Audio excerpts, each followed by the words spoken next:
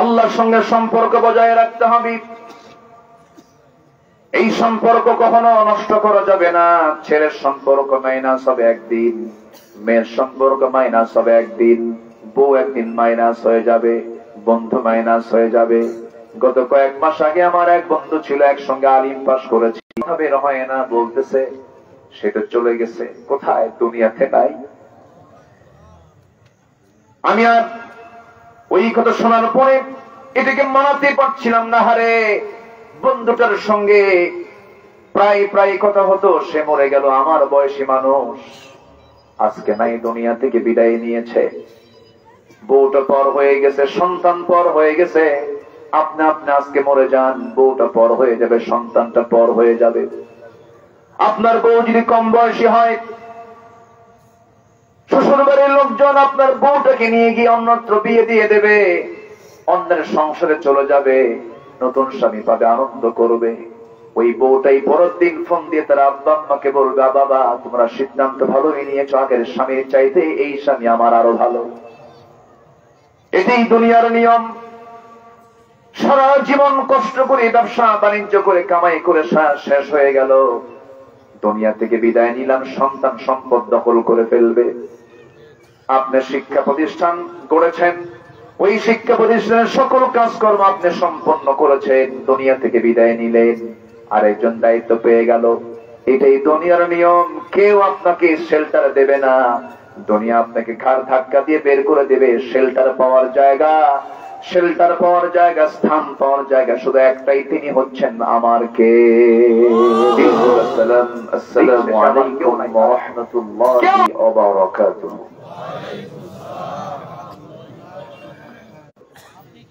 জি, আল্লাহ তাআলা আমাকে তো আপনার সাথেই বসে রেখেছেন, বলি আলহামদুলিল্লাহ। মহান রব্বে কারীমের অসংখ্য শুকরিয়া, যিনি আমাকে আপনাকে বহুদিন পর মুক্ত মনে, স্বাধীন চেতা হয়ে একটি মুক্ত পরিবেশে কোরআন শোনার বলার সুযোগ তৈরি করে দিয়েছেন, যিনি আমাকে আপনাকে এমন সুন্দর একটি পরিবেশ উপহার দিলেন। কালিমাতুশ শুকর আদায় করছি, মুহাব্বাতান বলে উঠছি আলহামদুলিল্লাহ। চিৎকার মেরে বলছি আল্লাহুম্মা আইন্নি আলা যিকরিকা ওয়া শুকরিকা ওয়া হুসনি ইবাদাতিকা। সবাই বলি আল্লাহু আকবার কাবীরা ওয়াল হামদু লিল্লাহি কাসীরা সুবহানাল্লাহ বুকরাতাও ওয়া আসীলা। আমরা আল্লাহ তাআলা শুকর আদায় করে নিলাম। সম্মানিত হাজিরিন, আমরা এখানে একত্রিত হয়েছি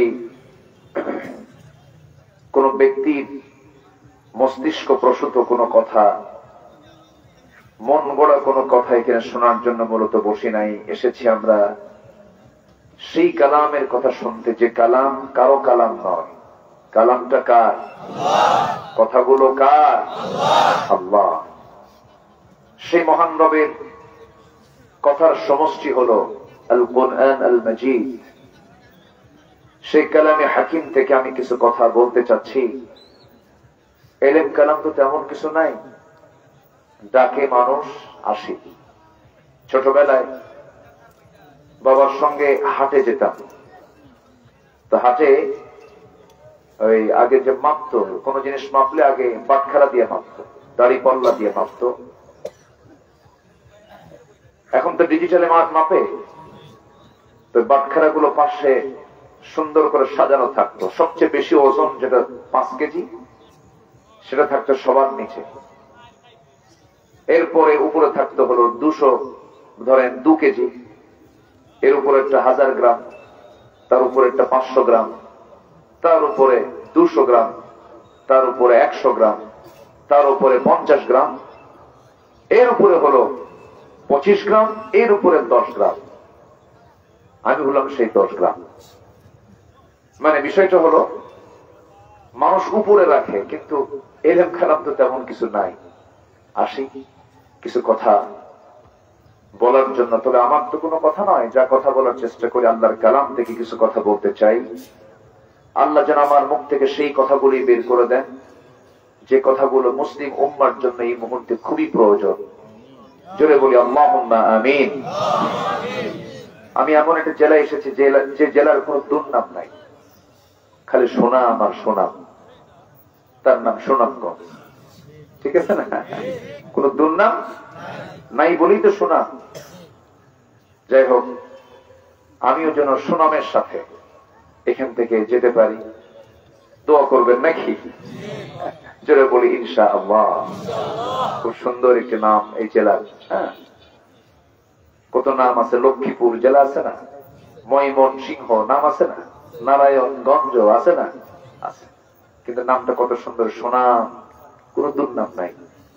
আল্লাহ আপনাদের যোগ্যতার সাথে সুনাম নিয়ে সকল কাজকর্মের যোগ্যতা সহ কাজগুলো করার তৌফিক সবাইকে দান করুন। জোরে বলি আল্লাহুম্মা আমিন। আমি তো হতাশ হয়েছিলাম, লোক কোথায়, কিন্তু আপনারা যে এইরকম সালাত তা তো বুঝি নাই। সময় মতো সব হাজির হয়ে গেছে।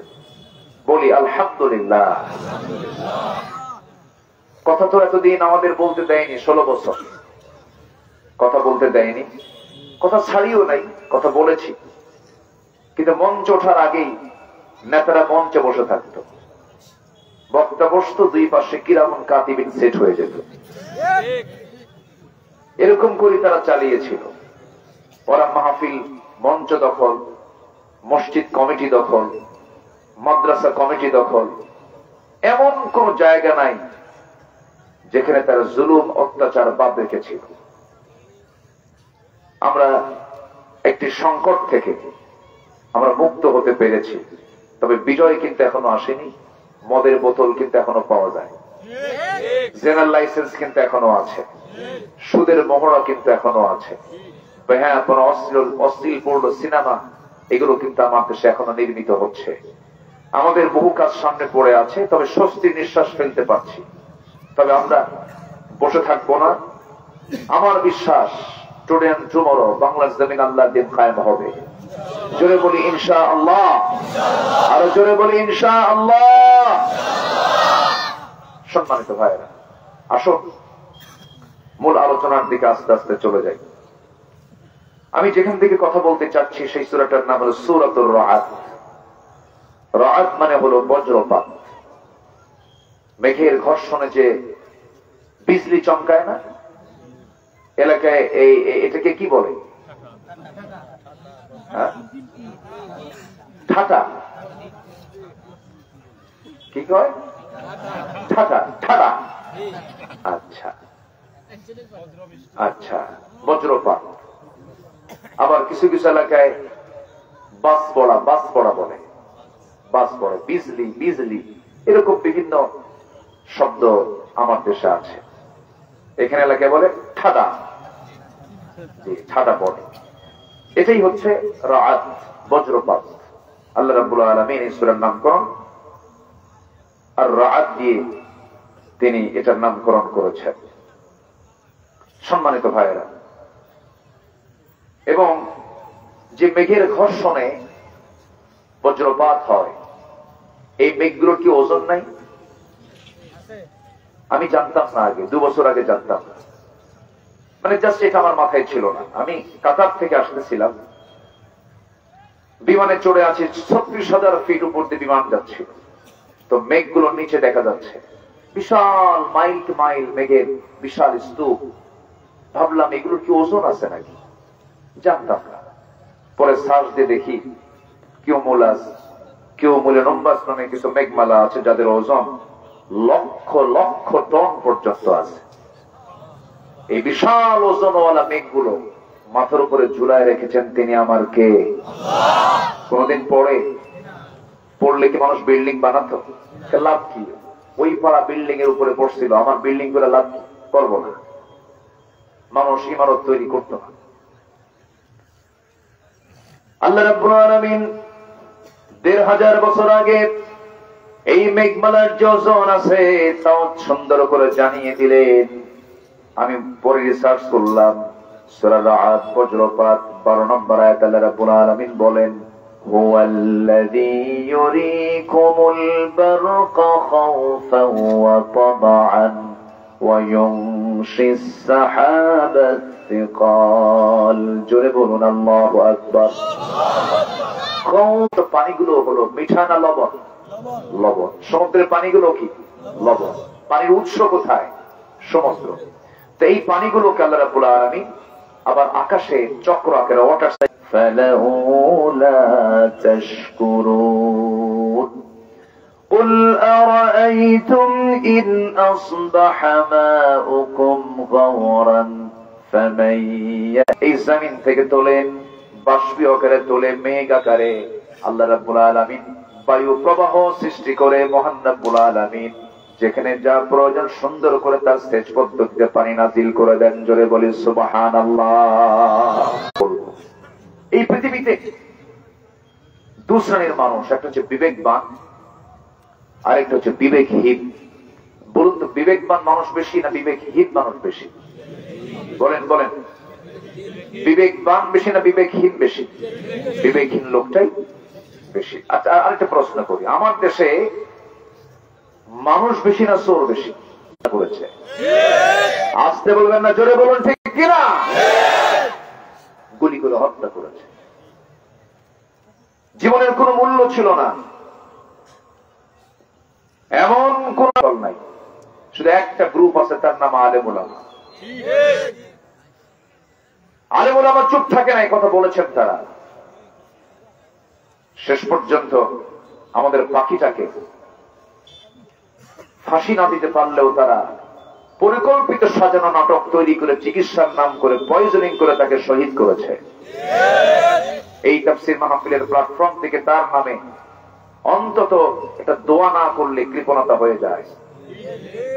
আল্লামা সাঈদীর খুনের সঙ্গে যারা জড়িত, সকল খুনের বিচার হওয়ার আগে এই বাংলার কিংবদন্তি আল্লামা সাঈদীর হত্যাকারীদের চূড়ান্ত শাস্তি নিশ্চিত করা দরকার। রাজি আছেন কারা কারা? হাত উঁচু করে দেখেন মুসলমান।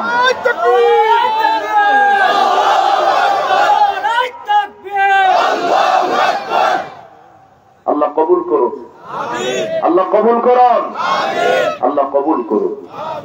ওরা চেয়েছিল আলেমদেরকে উলঙ্গ করতে, বেইজ্জত করতে চেয়েছিল ওরা, কিন্তু আল্লাহ ওদেরকে উলঙ্গ করেছেন, ন্যাংটা করে দিয়েছেন। কত সম্পদের পাহাড়, লাভ তো হলো না। দরবেশ মহোদয় পালাতে চাইলেন, কিন্তু পালাতে পারলেন না। মাথার চুল কালো বানালেন, মুখের দাড়িটা কেটে ফেললেন, পাজামা খুলে লুঙ্গি পরলেন, পাঞ্জাবি খুলে গেঞ্জি পরলেন, ভুল করে আবার নৌকে চড়। লোকটার মাথার চুল কালো, লোকটা কে চেনা যায় না, তাকে ভালো করে দেখো, ওটাই দরবেশ। ওরা চেয়েছিল আলেমদেরকে বেইজ্জত করতে, আল্লাহ ওদেরকে উলঙ্গ করে ছেড়েছেন, ঠিক কিনা? সে আল্লাহ আছেন না নাই? আল্লাহ আছেন। আল্লাহ সব الذين يوفون بعهد الله ولا ينقضون الميثاق والذين يصلون ما أمر الله به। বিবেকবান কারা? উলুল আলবাব মানে হলো বিবেকবান। এই বিবেকবান গুলো কারা? তার চিত্রগুলো চিত্রায়িত করে বলেছেন, যাদের মধ্যে 9টা স্বভাব পাওয়া যাবে তারাই হলো বিবেকবান। আমি এই ওয়াদা করে এসেছি, আমার রবকে। আসতে বলবেন না, আমার রবকে? আল্লাহ পাক। রব মানে কি? রব মানে নাযিল করেছেন সূরাতুল হাদীদ। সূরাতুল হাদীদ, হাদীদ মানে কি? লোহা। লোহা, লোহা, এই যে লোহা, স্টিল, লোহা। এই লোহা নামে আল্লাহ পাক এই সূরার নামকরণ করলেন। কোরআন যদি শুধু ধর্মীয় কিতাব হয়, দরকার তো ছিল না আল্লাহ পাক এই মানে ধর্মীয় কিতাবের মধ্যে। সূর্যের কেন্দ্রের তাপমাত্রা হচ্ছে 15 million degree Celsius. 15 million degree Celsius. আমরা কত ডিগ্রিতে আছে এখন? 25। বলেন কত? কি বলে? আমরা লক্ষ কোটি না, 15 মিলিয়ন ডিগ্রি সেলসিয়াস। সূর্যের পৃষ্ঠে ফটোস্ফিয়ারের তাপমাত্রা হচ্ছে 5.5 থেকে 6,000 ডিগ্রি সেলসিয়াস। বহুবিধ উপকার রয়েছে আমার বডিতে। যেমন বডি কি চলাচল করার জন্য যেমন ভিতরে হাড়ের প্রয়োজন, এই জমিনে আপনি যে কোনো স্ট্রাকচার তৈরি করতে যাবেন, তার যে দায়িত্বটা পৃথিবীর কাউকে দেওয়া হয় নাই, মৌমাছির দায়িত্ব আল্লাহ রাব্বুল আলামিন রেখেছেন পৃথিবীর সমস্ত রোগের ঔষধ। ক্যান্সারের কোন অ্যান্সার? এটা ভুল কথা, এটা শিরকি কথা। সবকিছুর অ্যান্সার আছে কার কাছে? আসতে বলবেন না, কার কাছে? সে আল্লাহ বলছেন। কিসের ক্যান্সার? উনি বলতেছেন যে আমি এটা খাচ্ছি, পান করছি, মাথায় দিচ্ছি, আমি এটাকে ব্যবহার করছি, 20 দিন পরে, এই 20 দিন আগে আমার যে প্রবলেমটা ছিল, আমি চেক আপ করে দেখি আমার ভিতরে ক্যান্সারের সেই জীবাণু নাই। কি কথা কি ক্লিয়ার? আচ্ছা, তাহলে অ্যান্সার কার কাছে আছে বলেন তো? আল্লাহর কাছে। এই পানি পান করলে তৃষ্ণা নিবারণ হয়, আর জমজম পান করলে তৃষ্ণা এবং ক্ষুধা দুটোই নিবারণ হয়। আমার নবীজি বলেছেন সব পানি বসে পান করবা, জমজমটা দাঁড়িয়ে পান করবে। আল্লাহুম্মা ইন্নী আসআলুকা ইলমান নাফিআ ওয়া রিজকান ওয়াসিআ ওয়া শিফাআন মিন কুল্লি দা'ইন। রাসূল এই দোয়া শিখিয়ে দিয়েছেন। আমার বন্ধুগণ, ওই যে মৌমাছি আল্লাহ রাব্বুল আলামিন ওই ডিপার্টমেন্টে রাখলেন, 1973 সালে একজন বড় বিজ্ঞানী, অস্ট্রিয়ান বিজ্ঞানী কার্ল ভন ফ্রিজ 1973 সালে মৌমাছির জীবন প্রণালী নিয়ে গবেষণা করতে নিয়ে শেষ পর্যন্ত তারা গবেষণায় সুইডিশ একাডেমি সন্তুষ্ট হয়ে তাকে নোবেল পুরস্কারও দিয়েছে। একটা বইও লিখেছেন তিনি, দ্য ড্যান্সিং বিজ। গোটা বিশ্বে আলোড়ন সৃষ্টি করে ফেলে। তিনি সর্বপ্রথম ফটোগ্রাফির মাধ্যমে প্রমাণ করে দেখিয়েছেন ফিমেল ওয়ার্কার বি, মহিলা মৌমাছিগুলো মধুর সংগ্রহ এবং মৌচাক তারা নির্মাণ করে থাকে। আল্লাহ রাব্বুল আলামিন এই তথ্যটা 1973 সালে একজন বিজ্ঞানী প্রমাণ করতে চেয়েছেন, অথচ এই তথ্যটা 1500 বছর আগে মহান রাব্বুল আলামিন কোরআনে তা জানিয়ে দিয়েছেন। আল্লাহ রাব্বুল আলামিন বলেন, وَأَوْحَى رَبُّكَ إِلَى النَّحْلِ أَنِ اتَّخِذِي مِنَ الْجِبَالِ بُيُوتًا وَمِنَ الشَّجَرِ وَمِمَّا يَعْرِشُونَ। আল্লাহ রাব্বুল আলামিন মৌমাছির কাছে ওহী নাযিল করলেন, ইঙ্গিত করে বললেন, শোনো, আনিত্তাখিদি মুয়ান্নাসের সিগা। আনিত্তাখিদি যা আলেম ওলামা আছেন, এটা কিন্তু পুরুষ মৌমাছি নয়। আল্লাহ পাক ফিমেল ওয়ার্কার বি কে বলছেন, স্ত্রী মৌমাছিকে বলছেন, রানী মৌমাছিকে বলছেন আনিত্তাখিদি।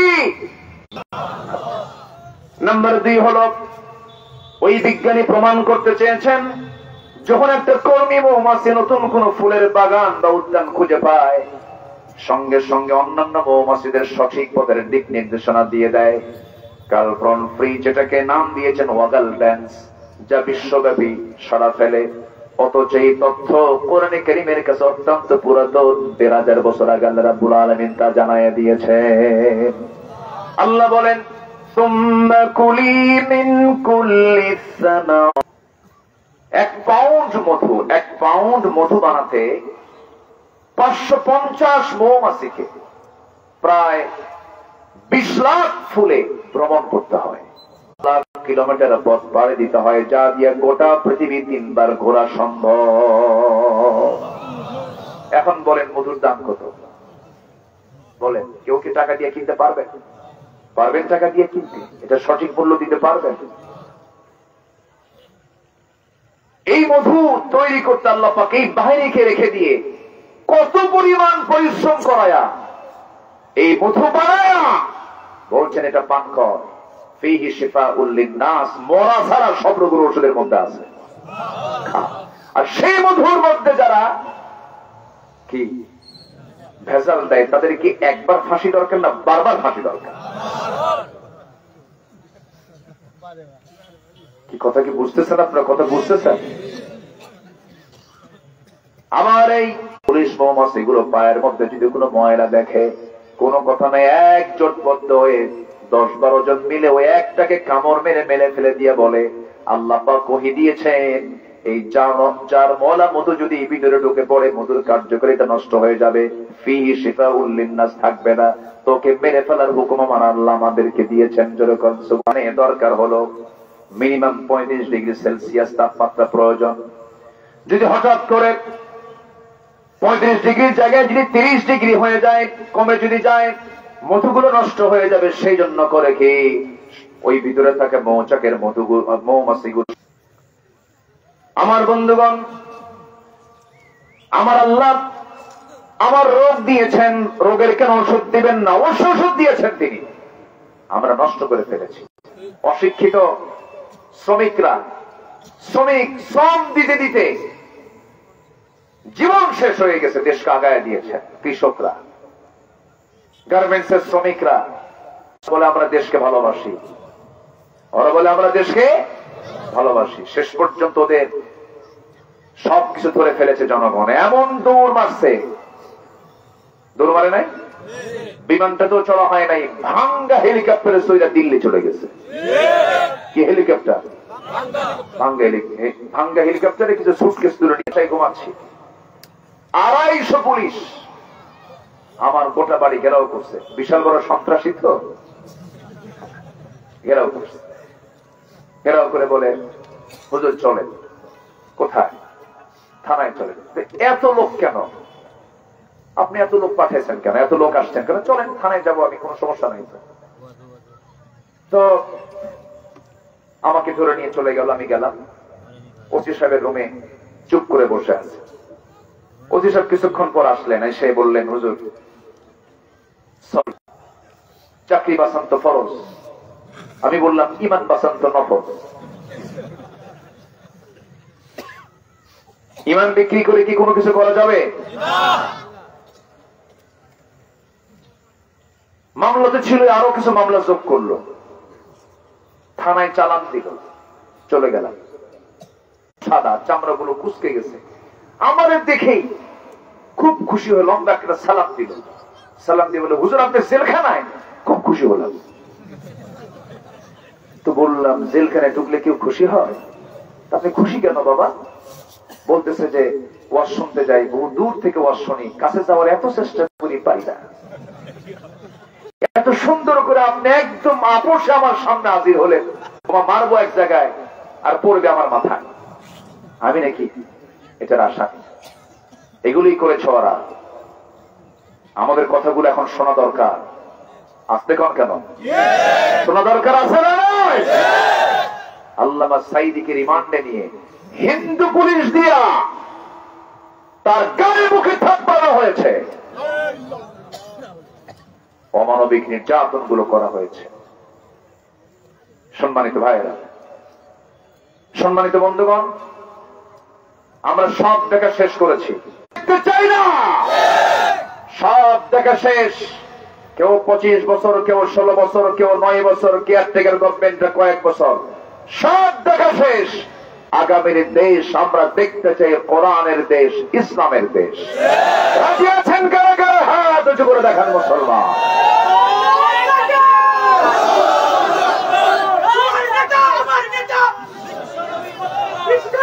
নয়টি চরিত্র যার মধ্যে পাওয়া যাবে, 9টা বৈশিষ্ট্য যার মধ্যে পাওয়া যাবে, সে হচ্ছে বিবেকবান। কমন সেন্স তার মধ্যে আছে। এর মধ্যে 1 নাম্বার হলো আল্লাহর সাথে কৃত ওয়াদা যারা পূর্ণ করেছে। আমার রবকে কোন সন্দেহ আছে? এটা মাথায় রাখতে হবে। 1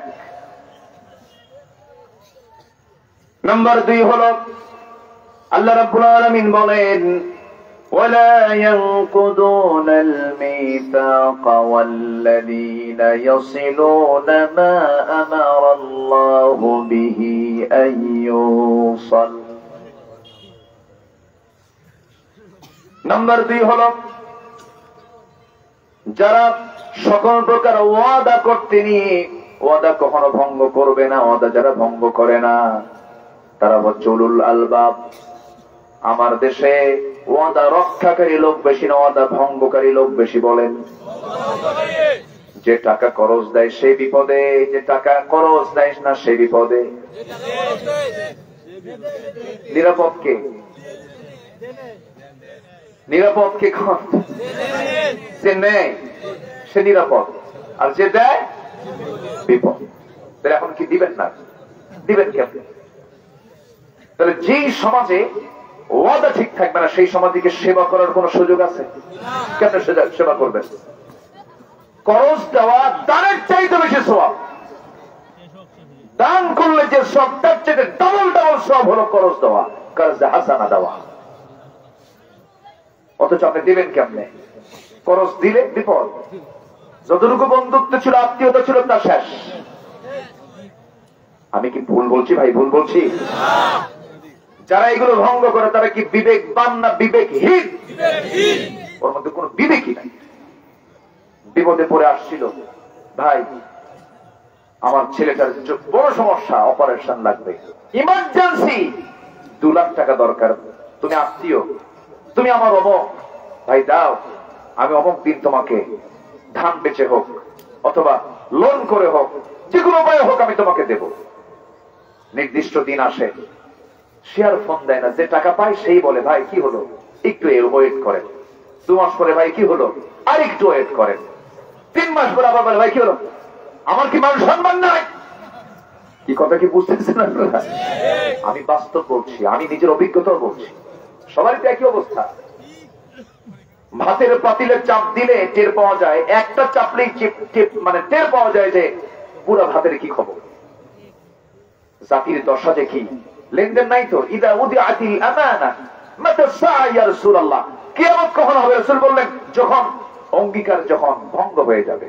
ইদা উদিআতিল আমানা, আমানতদারিতা যখন নষ্ট হয়ে যাবে।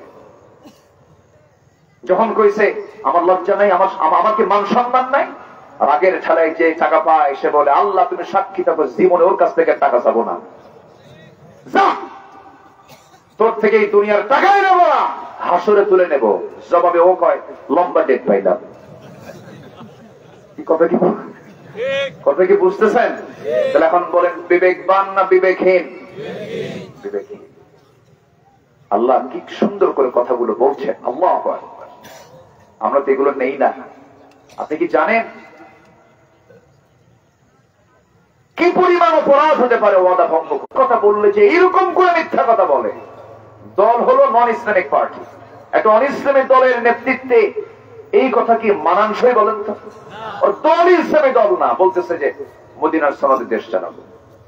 মদিনার সনদে দেশ চালাই নাই, মোদির সনদে দেশ চালাইছে। কার সনদে? মোদির সনদে দেশ চালাইছে। সবাইকে মাফ করে দিলাম, যা। ছেলে বলে সুবহানাল্লাহ। শুধু বললেন 17 জনের কোনো মাফ নাই, 17 জনের কোনো মাফ নাই। এই দেশেও কিছু অপরাধী আছে যাদের কোনো মাফ হবেও না। এরকম কিছু অপরাধী আছে না? এক নেতা আছে, ওই যে বুঝছে, দেখছেন, মাইক পাইলেই বলতো খেলা হবে। এই হচ্ছে তাদের 16 বছরের ইতিহাস। আমরা এগুলো চাই না। আমরা সুন্দর সমৃদ্ধ একটি কল্যাণ রাষ্ট্র দেখতে চাই, যা হবে কোরআন দিয়ে। জোরে বলি ইনশাআল্লাহ। সবাই চান তো? ইনশাআল্লাহ সবাই চান তো? যারা চায় তারা বিবেকবান, আর যারা চায় না তারা কি? বিবেকহীন। আমি আল্লাহর আইনই চাবো, আমি আল্লাহর গোলাম, আমি আল্লাহর বিধানই চাবো। আমার রবকে, আমার আইনদাতাকে, আইন চাবো কার? কি বুঝতে কি আর বাদ থাকলো কিছু? আসল নাম্বার 3 হলো, 9টা তো এক রাত পেয়েছি, সংক্ষিপ্ত করে আমি আস্তে আস্তে সামনের দিকে আগাচ্ছি। হ্যাঁ, কম বললেন তো। সারা রাত হোক, সারা রাত থাকবেন আপনারা? দেখি জানাজা সহ। কঠিন ব্যাপার, কথা তো সহজ না। আমাদের তো এক রাত না, আমাদের সব রাত কথা বলতে হয়। সম্মানিত ভাইয়েরা, এত সুন্দর মানুষ, সুনামিত সুনামের সাথে বসে আছেন, বলি আলহামদুলিল্লাহ। অনেক মাহফিলে দেখা যায় কিছু কিছু মাহফিলে শ্রোতাগুলো ওঠা বসা করে, কিন্তু এত সুন্দর পিন পতন হয়ে বসে আছেন, এটা সুন্নাহ, বলি আলহামদুলিল্লাহ। রাসূলের সাহাবীরা এরকম করে বসে থাকতেন, চুপচাপ বসে থাকতেন। আল্লাহু আকবার। আকাশে উড়ন্ত পাখি এসে মাথার উপরে বসলেও টের পেত না। আল্লাহু আকবার। এটা সুন্নতি একটা পদ্ধতি। বসে আছেন আর মেহমান ছেড়ে তো যাওয়া ঠিক না। আমি মেহমান, তো আমাকে ছেড়ে চলে যাবেন, এটা কেমন হলো? আমি আপনাকে ছেড়ে চলে যাব, আমার আগে কেউ যাবেন না। জোরে বলি ইনশাআল্লাহ। জি। নাম্বার 3 হলো সম্পর্ক দুনিয়ার সবার সঙ্গে মানে ছুটে গেল, আল্লাহর সঙ্গে সম্পর্ক ছুটানো যাবে না। রাজি আছেন না? বউ তালাক হয়, হতে পারে, হতে পারে না? বন্ধু বিচ্ছিন্ন হতে পারে, কারণ বন্ধু যদি গাঁজা খায়, মদ খায়, ও যদি ইসলাম বিরোধী তৎপরতা চালায়, ওর সঙ্গে বন্ধুত্ব থাকবে? থাকবে না। কিন্তু আমার আল্লাহর সঙ্গে বন্ধুত্ব কি নষ্ট করা যাবে? এটা হচ্ছে সবচেয়ে বড় চ্যালেঞ্জ। যারা আল্লাহর সঙ্গে বন্ধুত্ব ছুটে ফেলে, বিবেকবান না বিবেকহীন? উলুল আলবাবের অন্তর্ভুক্ত সে নয়। আল্লাহর সঙ্গে সম্পর্ক বজায় রাখতে হবে। এই সম্পর্ক কখনো নষ্ট করা যাবে না। ছেলের সম্পর্ক মাইনাস হবে একদিন, মেয়ের সম্পর্ক মাইনাস হবে একদিন, বউ একদিন মাইনাস হয়ে যাবে, বন্ধু মাইনাস হয়ে যাবে। গত কয়েক মাস আগে আমার এক বন্ধু ছিল, একসঙ্গে আলিম পাস করেছি, বের হয় না বলতেছে, সেটা চলে গেছে কোথায়? দুনিয়াতে নাই। আমি আর ওই কথা শোনার পরে এটাকে মানাতে পারছিলাম না। হারে, বন্ধুটার সঙ্গে প্রায় প্রায় কথা হতো, সে মরে গেল, আমার বয়সী মানুষ, আজকে নাই, দুনিয়া থেকে বিদায় নিয়েছে। বউটা পর হয়ে গেছে, সন্তান পর হয়ে গেছে। আপনি আপনি আজকে মরে যান, বউটা পর হয়ে যাবে, সন্তানটা পর হয়ে যাবে। আপনার বউ যদি কম বয়সী হয়, শ্বশুর বাড়ির লোকজন আপনার বউটাকে নিয়ে গিয়ে অন্যত্র বিয়ে দিয়ে দেবে, অন্যের সংসারে চলে যাবে, নতুন স্বামী পাবে, আনন্দ করবে। ওই বউটাই পরের দিন ফোন দিয়ে তার আব্বা আম্মাকে বলবে, বাবা তোমরা সিদ্ধান্ত ভালোই নিয়েছো, আগের স্বামীর চাইতে এই স্বামী আমার আরো ভালো। এটাই দুনিয়ার নিয়ম। সারা জীবন কষ্ট করে ব্যবসা বাণিজ্য করে কামাই করে শেষ হয়ে গেল, দুনিয়া থেকে বিদায় নিলাম, সন্তান সম্পদ দখল করে ফেলবে। আপনি শিক্ষা প্রতিষ্ঠান গড়েছেন, ওই শিক্ষা প্রতিষ্ঠানের সকল কাজকর্ম আপনি সম্পন্ন করেছেন, দুনিয়া থেকে বিদায় নিলেন, আরেকজন দায়িত্ব পেয়ে গেল। এটাই দুনিয়ার নিয়ম। কেউ আপনাকে শেল্টার দেবে না, দুনিয়া আপনাকে ঘাড় ধাক্কা দিয়ে বের করে দেবে। শেল্টার পাওয়ার জায়গা, শেল্টার পাওয়ার জায়গা, স্থান পাওয়ার জায়গা শুধু একটাই, তিনি হচ্ছেন আমার কে। দিন শেষে আমার কেউ নাই ভাই, কেউ নাই। এই জন্য সব সম্পর্ক বাদ হলেও আল্লাহর সম্পর্ক বাদ দেওয়া যাবে না। এটাকে ঠিক রাখতে হবে। আল্লাহ আমার সঙ্গে সম্পর্ক করতে চান। আমার আল্লাহ কত উদার দেখেন। আমার আল্লাহ আমাকে মাফ করার জন্য প্রত্যেক রাত্রিতে চলে আসেন, শেষ রাত্রিতে দুনিয়া, দুনিয়ার আকাশে এসে বলেন, আলা মিন মুস্তাগফিরিন ফাগফির। কানেকশন হয়ে যায়, জোরে বলি সুবহানাল্লাহ। আবার শয়তানও কম না, শয়তান ওই সময় আসে। হাদিসে এসেছে, শেষ রাত্রিতে ফজরের একটু আগ দিয়ে শয়তান চলে আসে, প্রত্যেক বান্দার শিওরে এসে মাথার চুলে হাত দেয়, মাথার চুলে হাত দেয় আর বলে, আলাইকা লাইলুন তাবিল, আলাইকা লাইলুন তাবিল। সহিহ হাদিসের বর্ণনা, তোমার রাত অনেক লম্বা, তোমার রাত অনেক লম্বা, ঘুমাও ঘুমাও। শয়তান এমন করে বলতে থাকে। সেই সময় রাসূল বলেন, শয়তান মোটে 3টা গিট মেরে দিয়ে চলে যায়। ওই 3টা গিট যদি কেউ ছোটাতে চাও, 3টা আমল করবে। ঘুম থেকে চট করে উঠে বিছনা থেকে পিঠটা সরায় নিয়ে বলবে, আলহামদুলিল্লাহিল্লাযী আহইয়ানা বা'দা মা আমাতানা ওয়া ইলাইহিন নুশুর। একটা গিট ছুটে গেল। ওযু বানাবে, 2টা গিট ছুটে গেল। ওযু করে মসজিদের দিকে রওনা দিয়ে নামাজে দাঁড়াবে, 3টা গিট ছুটে গেল। 24 ঘন্টা একদিন শয়তান তার কাছে ওয়াসওয়াসা দেওয়ার সাহস পায় না। জোরে বলে সুবহানাল্লাহ, আর জোরে বলে সুবহানাল্লাহ। সবাই কি নামাজ পড়তে রাজি আছেন নাকি? কয়টা গিট ছুটাবো আমরা বলেন? কয়টা গিট বলেন? 1 নাম্বার কি দিয়া? ঘুম থেকে উঠে বসবো। নাম্বার 2 হলো কি দিয়া? ওযু করে। নাম্বার 3 কিসের নামাজ পড়ে? কিসের নামাজ বলেন? ফজর নামাজ পড়ে। এই 3টা রেগুলার যদি করতে পারি, আল্লাহর কসম করে বলি, যে বান্দা এই 3টা নিয়মটা সারা জীবন মেনে চলবে, শয়তান তাকে ওয়াসওয়াসা দিতে পারবে না। কিন্তু দুঃখজনক হলো সত্য, বাংলাদেশের শতকরা 5% মুসলমান নামাজ পড়ে। কত পার্সেন্ট? 5%। জামাতের খবর নাই। 5 ওয়াক্ত মসজিদ, যেখানে গ্রামের মসজিদ গুলো ফজরের সময় মুসল্লির সংখ্যা মোটে 3 জন, ইমাম, মুয়াজ্জিন, খাদেম। চাকরি আছে বলে আছে, চাকরি না থাকলে ওই 3টাও থাকতো না। বাস্তব বলছি। কিছু বুড়া চাচা মাঝে মাঝে আসে, চাচা নামাজে কেন আসছেন? কোমর নড়ে না, বুড়া হয়ে গেছেন। কেন আসেন? বাবা বুড়ি মরে গেছে, বুড়ি থাকলে আমি আসতাম না। আমি কি ভুল বলছি ভাই? মসজিদ গুলো আজকে টাইলস ওলা মসজিদ, শীততাপ নিয়ন্ত্রিত মসজিদ, কিন্তু মুসল্লি গুলো নাই। শয়তান তো ওই জায়গায় ওয়াসওয়াসা দিয়ে বসে আছে। আমার বন্ধুগণ, দিন শেষে আমার বন্ধু একমাত্র আল্লাহ। সে আল্লাহকে আমরা টাইমটা দিয়ে দেব সবার আগে, সময়ের মালিককে। অতএব সময় দেব আগে কাকে? আল্লাহকে সময় দেব। নামাজ পড়বো কয় ওয়াক্ত বলেন? 5 ওয়াক্ত নামাজ আমরা পড়বো। কবরকে ভয় করা দরকার। আমি মরে যাচ্ছি, মরার সঙ্গে সঙ্গে কেউ আমাকে দেখবে না। ওই কবরে দেখার মতো একজন আছেন, তিনি আমার কে? আল্লাহু আকবার। আমার ভাইরা, কবরকে দেখে সাহাবীরা পর্যন্ত ভয় পেতেন। 10 জন সাহাবী জান্নাতের সংবাদ পেয়েছিলেন। এর মধ্যে একজন ছিলেন সাইয়েদনা ওসমান রাদিয়াল্লাহু তাআলা আনহু। কবরের কথা যখন তিনি স্মরণ করতেন, বাচ্চার মতো কাঁদতেন। কবরের সামনে যখন যেতেন, হাউমাউ করে কাঁদতেন আর বলতেন, এই কবরবাসী দুনিয়াতে কত বন্ধু বান্ধব নিয়ে ঘুরতো ফিরতো, আজকে কেমন করে অসহায় হয়ে পড়ে আছে। আমি ওসমান একদিন এই জায়গায় আসবো, কেমন করে থাকবো আমি? পরেশান হয়ে যেতেন। সাইয়েদনা ওমর ফারুক পাগলের মতো কাঁদতেন। খাদিজার মতো একজন দামি মহিলা, যাকে আল্লাহ তাআলা নিজে সালাম দিয়েছেন, সেই খাদিজার মতো মানুষ একদিন রাসূলকে বলছেন, হুজুর আমার শরীরটা ভালো না, আমি মনে হয় মরে যাব, আমি মনে হয় বাঁচবো না। রাসূল বলছেন, ও খাদিজা, 3 দিন আগে আমার চাচা আবু তালেবকে আমি বিদায় দিলাম, তুমি এমন করে কথা বলছো কেন? আমার তো ঘা শুকাই নাই, শোকের ঘা এখনো আছে কাঁচা। কি বলতেছো? হুজুর শরীরটা ভালো যাচ্ছে না, মনে হয় মরে যাবো, আমাকে মাফ করে দিয়ে, আমি আপনার কাছে কিছু চাই।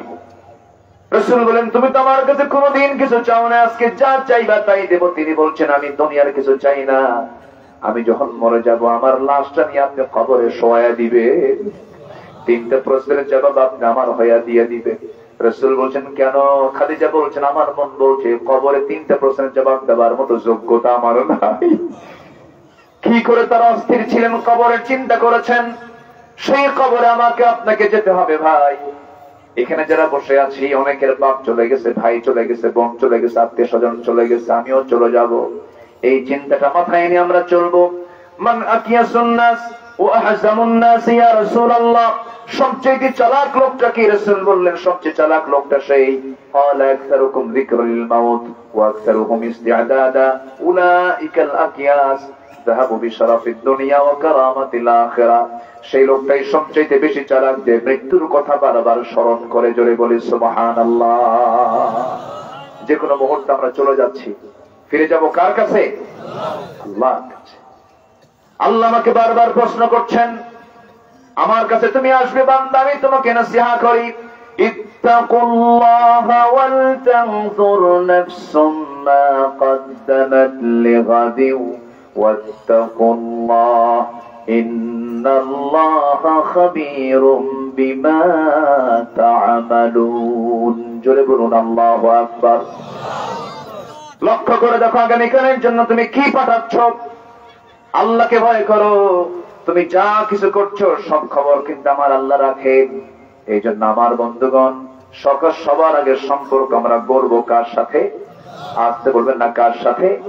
আল্লাহর সঙ্গে আমরা সম্পর্ক গড়ব। নামাজটা পড়বো কয় ওয়াক্ত? বউ যদি নামাজ না পড়ে কি করবেন? হ্যাঁ, সবার বাড়িতে বউ আছে না নাই?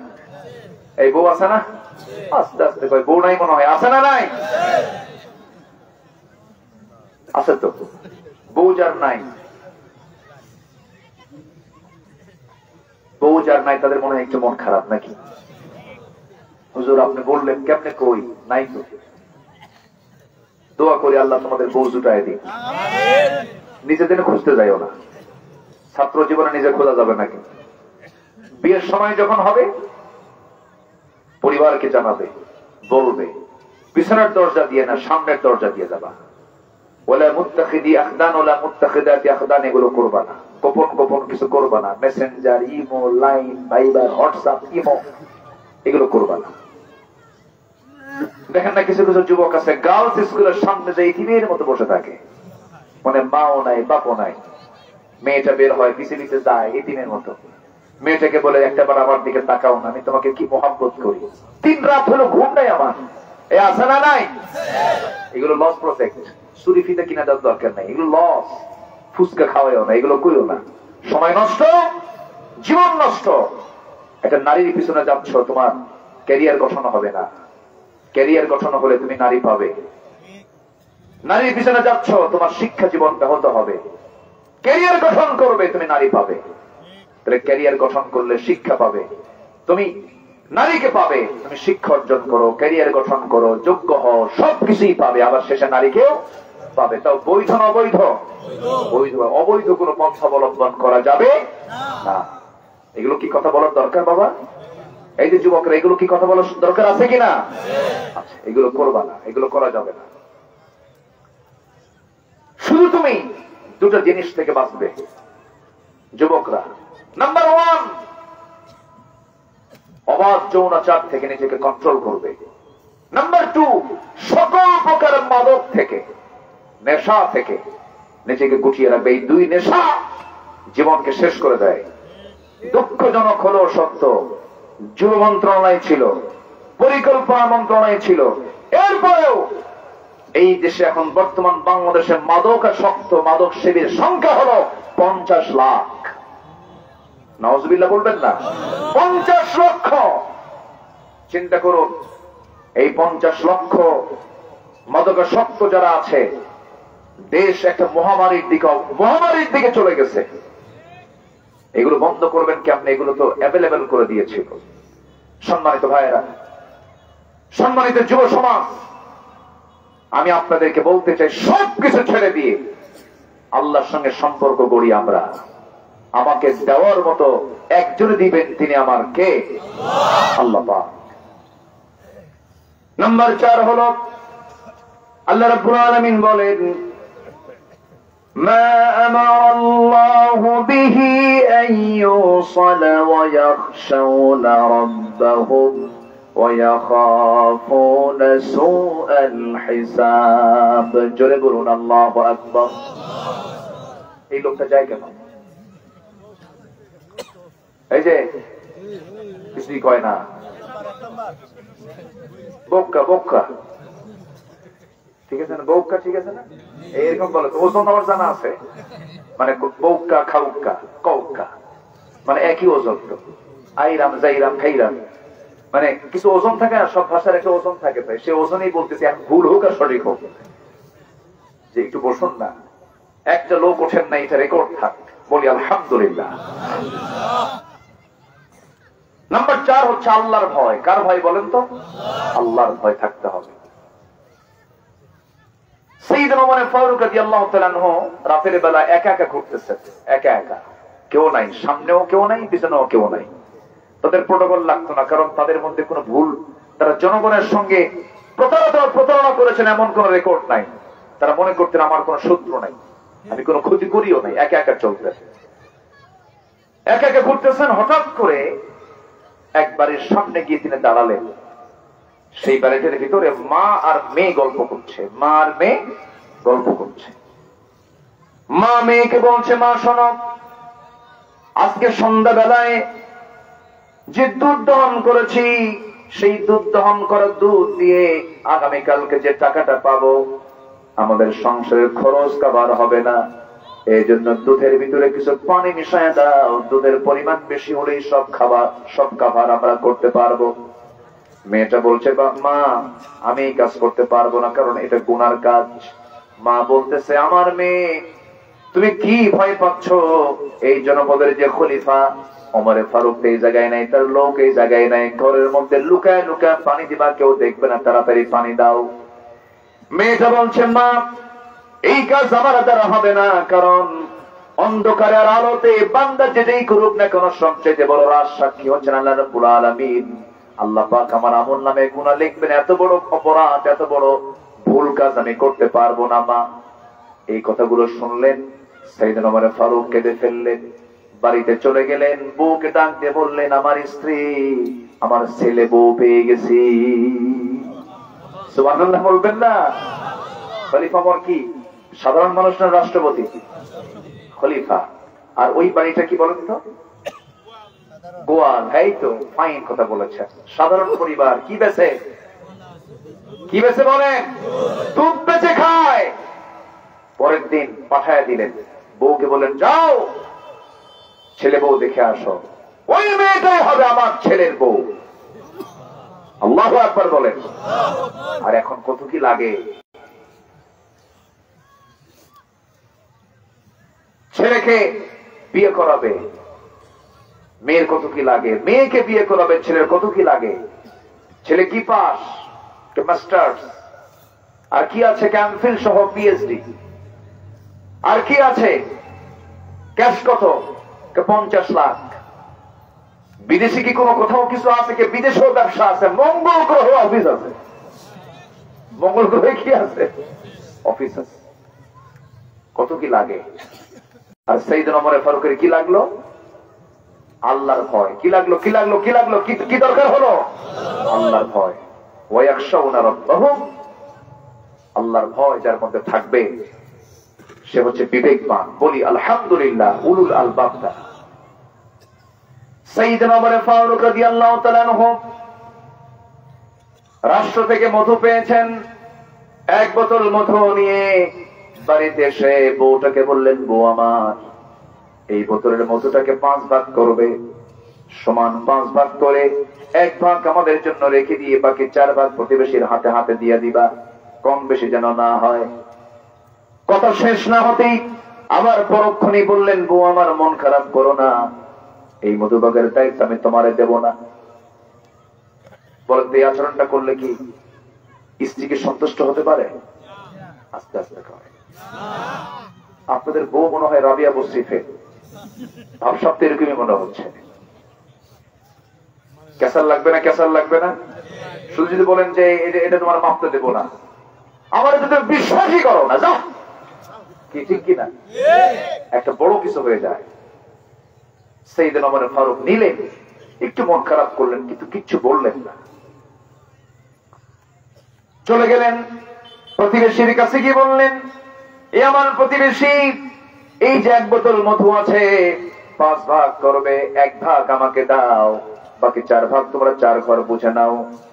তিনি তার অংশের মধুগুলো নিয়ে এসে বউয়ের হাতে দিয়ে বলছেন বউ আমার এই যে মধুগুলো তুমি নিয়ে নাও, আল্লাহর কসম করে বলি তোমাকে সন্দেহ করি নাই, আমি তোমাকে ট্রাস্ট করি, আমি রাষ্ট্র চালাই, তুমি আমার পরিবার চালাও, আমি তোমার কাছে চিরঋণী। কিন্তু আমি তোমাকে মধুভাগের দায়িত্ব কেন দিলাম না? এর কারণ হলো মধু হলো তরল জিনিস। এই মধু যখন ভাগ করতে যাবে সমান 5 ভাগ ঠিকই করবে, কিন্তু মধু তরল, সেখানে হাতের প্রয়োজন হবে। তুমি যখন হাত দিয়ে যখন সমান করতে যাবে, তোমার হাতে 1 ফোঁটা হোক 2 ফোঁটা হোক 3 ফোঁটা হোক মধু লেগে যাবে। এতটুকুন মধু আমাদের আমল নামায় আমাদের ভাগে বেশি আসুক এটা চাই নাই মনে করে মধুভাগের দায়িত্ব আমরা অন্যের কাঁধে দিয়ে দিয়েছি। কার ভয়? আসতে বলবেন না, কার ভয়? আল্লাহর ভয়। সাইয়েদনা আবু বকর সিদ্দিক রাদিয়াল্লাহু তাআলা রাতের বেলা হাঁটতেছেন, ক্ষমতা পেয়েছেন। কি পেয়েছেন? ক্ষমতা। কি ক্ষমতা? দেশের ক্ষমতা। কিসের ক্ষমতা? দেশের ক্ষমতা, রাষ্ট্রের ক্ষমতা পেয়েছেন।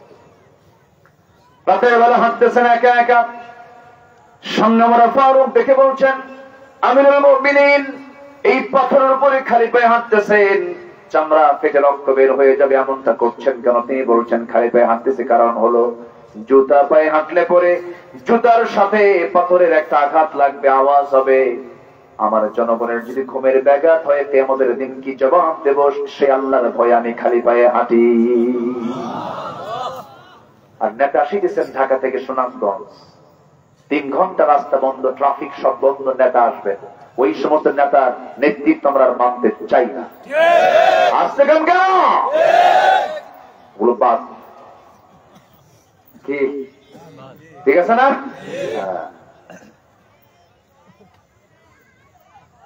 রাত গভীর হয়ে গেছে। সাইয়েদনা আবু বকর সিদ্দিক রাদিয়াল্লাহু তাআলা আনহু তিনি এক বুড়ি মহিলার দরজায় গিয়ে নক করে ভিতরে ঢুকে গেছেন। ওই বুড়ি মহিলার স্বামী নাই, ছেলে নাই, মেয়ে নাই, কেউ নাই, চোখেও দেখেন না ভালো করে। প্রত্যেক রাতে তিনি ওই মহিলার খাবার দাবার সহ কাপড় চোপড় ধুয়ে দেওয়া সহ সব সেবা তিনি করতেন খলিফা থাকা অবস্থায়। ওমরে ফারুক একদিন খেদমত করতে গেছেন, দরজায় গিয়ে ডাকতেছেন, বুড়িমা দরজা খুলুন, আমি আপনার সেবা করতে আসছি। কি না লাগবে না, কেন? একজন সেবা করে ধুয়ে গেছে। ওমরে ফারুক বললেন, এই যুবকটাকে, তাকে তো দেখা দরকার। 3 দিন পর্যন্ত, 3 রাত পর্যন্ত তিনি খুঁজতে লাগলেন, পেলেন না। 3য় রাত্রিতে দেখেন কে যেন চট করে খালি পায়ে ঢুকলো। কি পায়ে ঢুকছে? খালি পায়ে ঢুকছে। উনি দরজায় দাঁড়ায় আছেন, বাইরে চট করে বের হচ্ছেন, পেছন দিকে ধরে ফেলেছেন। ধরে ফেলেই দেখেন কেউ না, আবু বকর সিদ্দিক রাদিয়াল্লাহু তাআলা। বলছেন, আপনি? হ্যাঁ, আমি কি করব? খেদমত তো করতে হবে। তিনি বললেন, রাষ্ট্র চালাবেন, রাতও জাগবেন, অসুস্থ হয়ে পড়বেন। সাইয়েদনা আবু বকর বলছেন, ওয়াতিযাল কুরবা হাক্কাহু, আল্লাহ এই প্রতিবেশীর হক যদি আদায় না হয় কিয়ামতের দিন আমাকে আসামির কাঠগড়ায়। সামনে থেকে এক ছেলে দাঁড়ায় বলে, হুজুর আমি ভালো করেছি নাকি? আমাদের বাড়ির দোতলায় ভালো থাকে।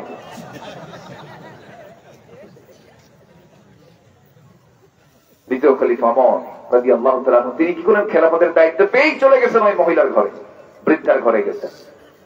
দরজায় নক করলেন, দরজা খুলে গেল। সেবা করলেন, শুশ্রূষা করলেন, কাপড় চোপড় ধুয়ে দিলেন, খাদ্য পানীয় গুলো ধুয়ে ধুয়ে সব ক্লিয়ার করে তিনি চলে আসেন। মহিলা তো চোখে দেখে না, তার কাছে খবরও যায় নাই প্রথম খলিফার ইন্তেকাল হয়েছে।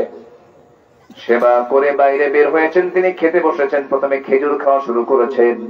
খেজুর একটা মুখে দেওয়া মাত্রই তাপের নিচে যখন খেজুরের বিচি লেগে গেল, তিনি বললেন, ইন্না লিল্লাহ। কেন তিনি ইন্না লিল্লাহ বললেন? এর কারণ হলো তিনি অনুমান করলেন আমার যে আসল খাদেম আবু বকর আর দুনিয়াতে নাই। কারণ আমার আবু বকর যখন আমার খেদমত করতে আসতো শুধু খেজুরগুলো ধুয়ে দিত না, খেজুরগুলো ধুইত এবং ভিতরের থাকা সেই বিচিগুলো সরায় দিয়ে আমার খাওয়ার সুবিধার্থে বিচিগুলো ফেলে ফেলে আমার সামনে রাখতো, যেন আমার বিচি ফেলতে না হয়। জোরে বলে সুবহানাল্লাহ। সাইয়েদনা আবু বকর সব সময় তিনি সাইয়েদনা ওমরের চাইতে একটু উপরেই ছিলেন। আল্লাহু আকবার বলে। কি ছিল? সব মূল লক্ষ্য ছিল কার ভয়? আল্লাহর ভয়। আমার বন্ধুগণ, নাম্বার 5 হলো আল্লাহ রাব্বুল আলামিন বলেন, ওয়ায়াখাফুনা সুআল হিসাব। যারা বিচার দিবসকে ভয় করবে তারা হচ্ছে বিবেকবান। নাম্বার 6 হলো যারা সবর রাখবে, সন্তুষ্ট থাকবে, আল্লাহর উপরে ধৈর্যের পরিচয় দেবে। আস-সাবরু আলা তাআহ, আস-সাবরু আনিল মাসিয়াহ, আস-সাবরু আলাল ইকদার। নাম্বার 7 হলো যারা নামাজ কায়েম করবে। নাম্বার 8 হলো যারা গোপন প্রকাশ্যে যারা দান করবে। নাম্বার 9 হলো ভালো কাজের দ্বারা মন্দ কাজ যারা প্রতিহত করবে।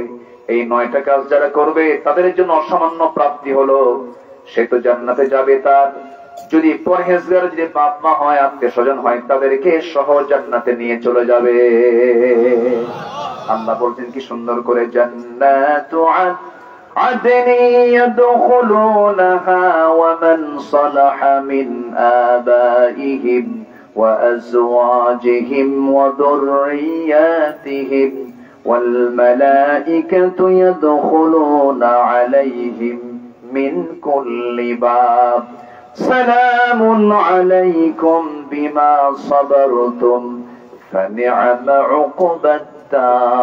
জোরে বলুন আল্লাহু আকবার। আর জোর আল্লাহু আকবার।